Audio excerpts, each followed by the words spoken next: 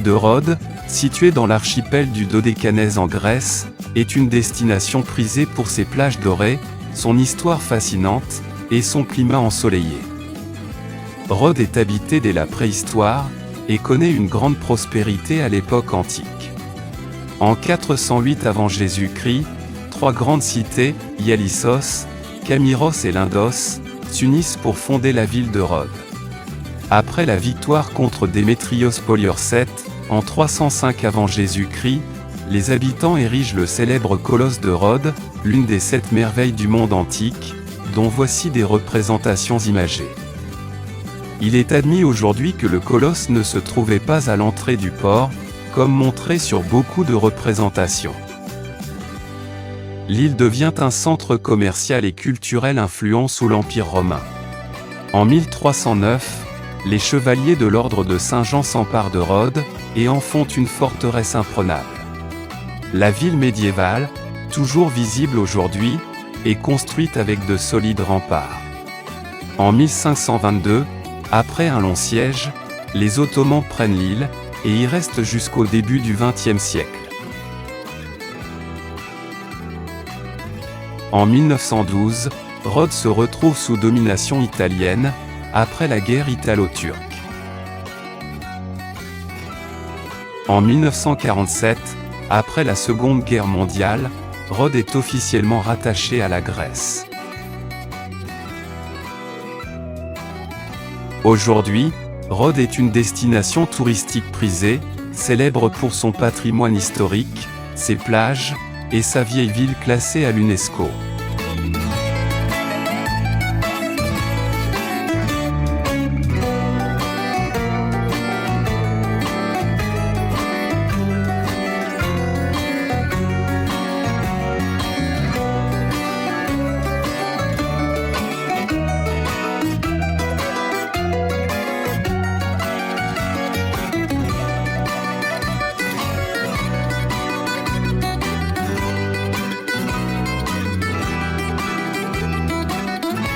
Camiros faisait partie des 3 grandes cités de l'île, avec Lindos et Ialissos. Elle était réputée pour son agriculture, notamment la production d'huile d'olive et de vin, ainsi que pour son organisation urbaine avancée.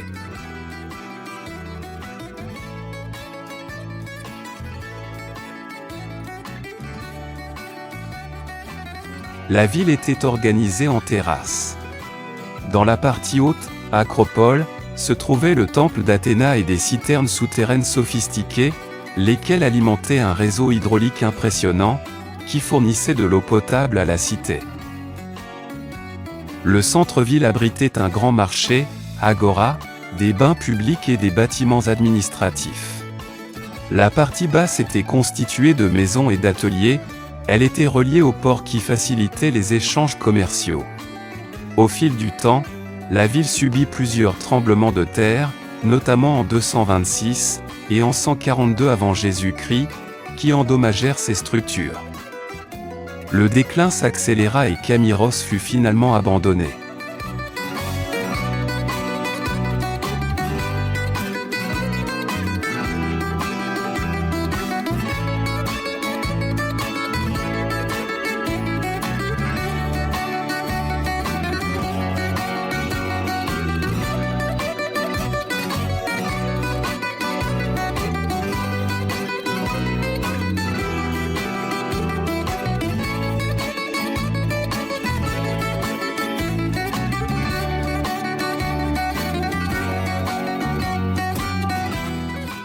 Le village de Lindos est construit en amphithéâtre sur une colline.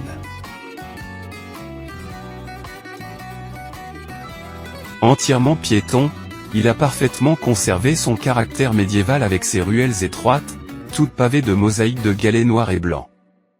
Ses maisons sont blanchies à la chaux, et leurs portes de bois sont surmontées de décors sculptés dans la pierre.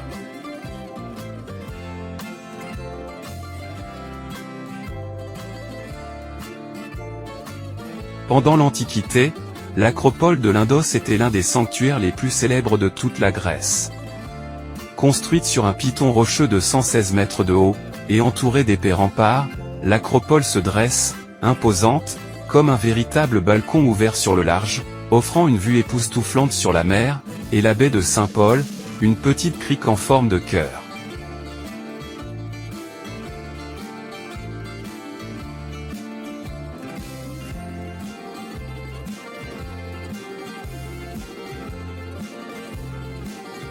Le long du grand escalier qui mène à l'acropole, se trouve une œuvre unique et étonnante, datant du IIe siècle avant Jésus-Christ, la poupe d'une trirème, navire de guerre, sculptée en relief à même la roche.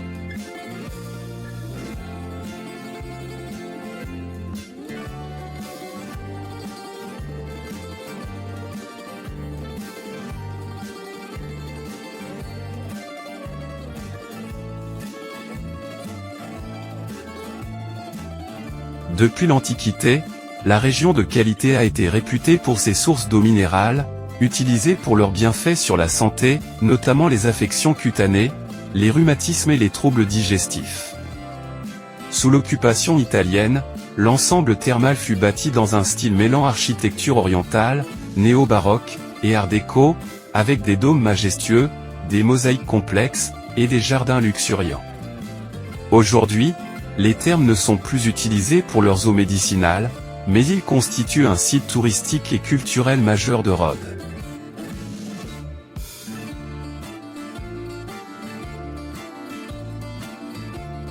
Il sera aussi possible, de juin à septembre, de visiter la vallée des Papillons. Il se regroupe sur les côtés ombragés des troncs d'arbres et des rochers, créant un spectacle fascinant de couleurs et de mouvements.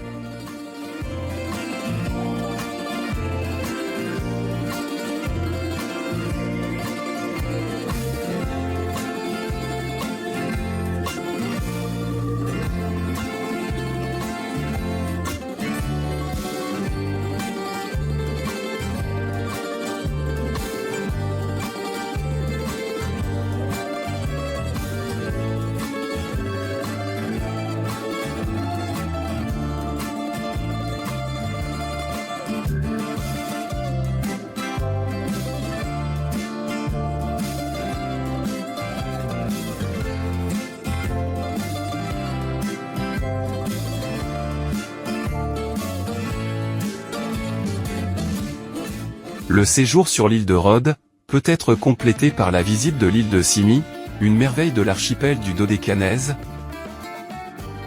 avec son magnifique village pittoresque,